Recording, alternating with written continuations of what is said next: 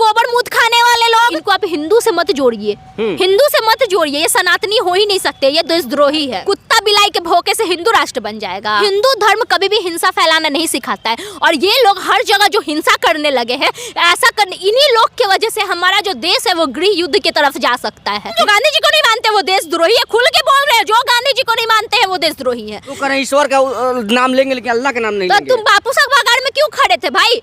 कोई गोडसे सभागार बनवा लेते, वहाँ पे गोडसे करवाते, वहाँ पे सिर्फ ईश्वर करवाते। बापू सभागार में खड़े हो, बापू सभागार का क्यों नाम बदलवा दो। औकात है बापू सभागार की नाम बदलवाने की इन लोगों की? भोजपुरी के गायिका देवी जो परिचय के मोहताज नहीं है, एक कार्यक्रम में ईश्वर अल्लाह तेरे नाम जैसे ही गाना को गाती है, उससे माफ़ी मंगवाया जाता है, गाने को बंद करवाया जाता है। हमारे साथ करिश्मा सिंह है, सनातनी हिंदू है, बात करेंगे। करिश्मा जी, देवी को पहचानती हैं? बिल्कुल पहचानते हैं, कौन नहीं देवी को जानता है। इतनी अच्छी लोक गायिका है, हर लोग देवी को जानते हैं। एक कार्यक्रम में देवी ईश्वर अल्लाह तेरे नाम वाला गाना को गा रही थी, गांधी जी वाला। हाँ। जैसे ही गांधी जी का नाम आता है, ये लोग गांधी विरोधी है जी। ये कौन क्या गांधी विरोधी हैं? अरे यही गोबर मूत खाने वाले लोग। कौन गोबर मूत खाते हैं? अंधभक्त। कौन अंधभक्त हैं? अरे यही जो गायिका का विरोध किए, इन लोगों को गांधी जी से इतना दिक्कत है तो बापू सभागार में क्यों गए थे? बापू सभागार गांधी जी के नाम पे ही है बापू सभागार। अगर इनको इतना गांधी जी से दिक्कत है तो जो सबसे पहले जो अपने पॉकेट में नोट रखते हैं, गांधी को निकाल के फेंक देना।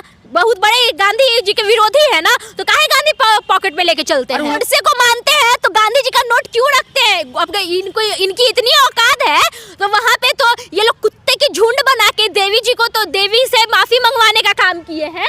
तो इनकी इतनी औकात क्यों नहीं हुई? बापू सभागार का नाम हटवा के गोडसे सभागार लिखवाने का औकात है इनका?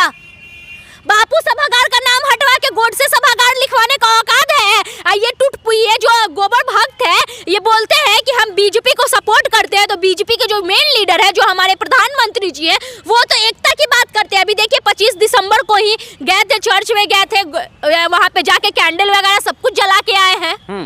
और ये लोग बात करते हैं गांधी जी को, गांधी जी का विरोध करते हैं कि तो कहाँ से हटाएंगे जी गांधी जी को? जिसके दिल में जो कट्टर होते हैं, चाहे वो हिंदू हो या मुसलमान हो, हम सिर्फ हिंदू को नहीं बोल रहे, सिर्फ मुसलमान को नहीं बोल रहे, जो कट्टर है वो देशद्रोही है। चाहे वो हिंदू हो या मुसलमान हो, जिसके अंदर कट्टरता भर गई वो देशद्रोही है, और जो कट्टर नहीं है वही इस देश का है। और जिसको इतना ज्यादा हिंदू करना है तो नेपाल चल जाए, और जिसको मुस्लिम करना है वो पाकिस्तान चल जाए। हमारे देश में, हमारा देश सेकुलर था, सेकुलर है और हमेशा सेकुलर रहेगा।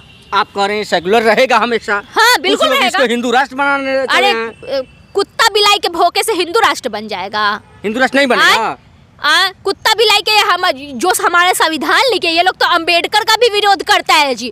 और कहीं भी कहीं किसी चीज में फंस गया तो संविधान से ही निकाला जा सकता है, ना कि कुरान से और ना कि गीता से निकाला जा सकता है। अगर किसी भी सिचुएशन में आप फंस जाते हैं, चाहे कुछ भी हो, हमारे देश में कुरान गीता से पहले संविधान है। हमारे देश में बाद में आता है कुरान और बाद में आता है गीता, पहले संविधान है। आपको आप हिंदू हैं, आप मुस्लिम हैं, आप हर चीज को मान सकते हैं, लेकिन सबसे पहले आपको संविधान को मानना पड़ेगा। और जो संविधान को नहीं मानेगा वो देशद्रोही है, फिर वो मुसलमान हो, फिर वो चाहे हिंदू हो। अच्छा, एक सिंगर छोड़ दीजिए, महिला से माफी मंगवाया गया भारत सभा में। बोले तो कुत्ता लोग चारों तरफ से घेर लेगा तो क्या कोई करेगा भाई?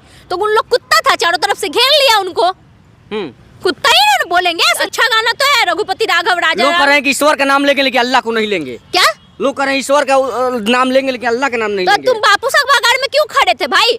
कोई गोडसे सभागार बनवा लेते, वहाँ पे गोडसे करवाते, वहाँ पे सिर्फ ईश्वर करवाते। बापू सभागार में खड़े हो, बापू सभागार का क्यों नाम बदलवा दो। औकात है बापू सभागार की नाम बदलवाने की इन लोगों की?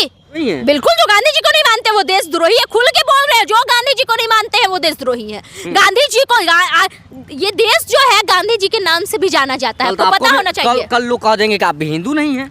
किसकी औकात है? किसी के बोलने से हम हिंदू नहीं रहेंगे। लोग कह देंगे आप मुस्लिम हैं। कैसे बोल देंगे? तो आप गलत बोल रहे हैं। कैसे बोल देंगे?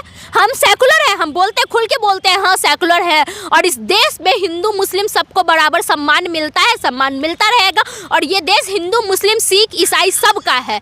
अब बताइए, कुछ दिन पहले एक वीडियो आ रहा था जिसमें इन लोग को ऐसे नहीं राम जी का याद आता है, लेकिन जब कोई दूसरे लोग का कुछ पर्व रहता है तब इन लोग वहां जाके इन लोग को भगवान का याद आता है। अरे भगवान को बसाना है तो अपने दिल में देखो, चाहे वो हिंदू के भगवान हो, मुस्लिम के भगवान हो, या सिख या ईसाई के भगवान हो, कोई भी है वो नफरत करना नहीं सिखाते हैं, नफरत करना नहीं सिखा। और ये जो गोबर खाने वाले लोग हैं, इनको आप हिंदू से मत जोड़िए, हिंदू से मत जोड़िए, ये सनातनी हो ही नहीं सकते, ये देशद्रोही है। ये लोग गोबर को तो पूजा किया जाता है। अरे सुनिए ना, गाय का गोबर का हम लोग जो असली हिंदू होते हैं वो गोबर का पूजा करते हैं, लेकिन ये जो है वो गोबर खाते हैं, पूजा नहीं करते हैं। ये जो है वो गोबर को खा लेते हैं, गोबर का सेवन करते हैं, दिन रात गोबर सेवन करते करते, और उनके दिल की जगह पे वो गोबर जाके गोईठा बन गया है, और उसको बस माचिस मारने की जरूरत है, लग जाएगा, बिल्कुल लग जाए। हिंदू धर्म कभी भी हिंसा फैलाना नहीं सिखाता है, और ये लोग हर जगह जो हिंसा करने लगे हैं, ऐसा करने इन्हीं लोग की वजह से हमारा जो देश है वो गृह युद्ध की तरफ जा सकता है। इसीलिए जितने भी लोग हैं